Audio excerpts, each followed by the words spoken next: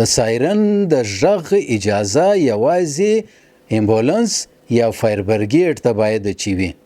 تا څنګه ورور ایم پی دی یا وزیر دی چې ورور ګاډیانې په پسې سایرن دی او بدال دی. اوس نو څوک پوښتنه جنوي کې چې وروره ته ناروغه که ور کې دربل دی. سادهګي که زده کوئ دا نږدې افغانستان ته ولاړ سي. هغه ورځ د یو عالم وینا مې اورېدله، ویلې د اختر په ورځو کې د ځوان وزیر دفاع د افغانستان ناروغه سو، د درملنې دپاره ولاړ وروره روغتون ته. هلته چې معالج علاج وکړي او نسخه کې نوم نوشته کوي، نو دا راز افشا سولو چې اوه دا خو ځوان وزیر دفاع ملا یعقوب مجاهد صاحب دی، ګرد ورته اریان سو. دا ته وایي پر نظام باندې اعتماد، اخلاص او سادگی.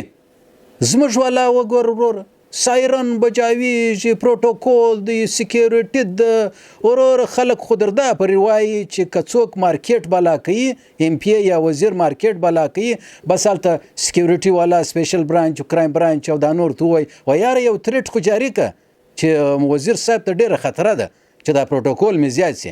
د هلکان یې شپږ ول را کړي دي چې لس دولس یې وروره یو بچی راکوي، بل به وروره تصویران اخلي، بل به دوري اټو بچه دوري مه کوي ایله کوي. نه دلته دغه ځانځاني په خدای چې د امبولانس په پسې د سکیورټي والا روان یې خپل سایرن به جاوي، د امبولانس و سایرن ته یې څه پام سته نه.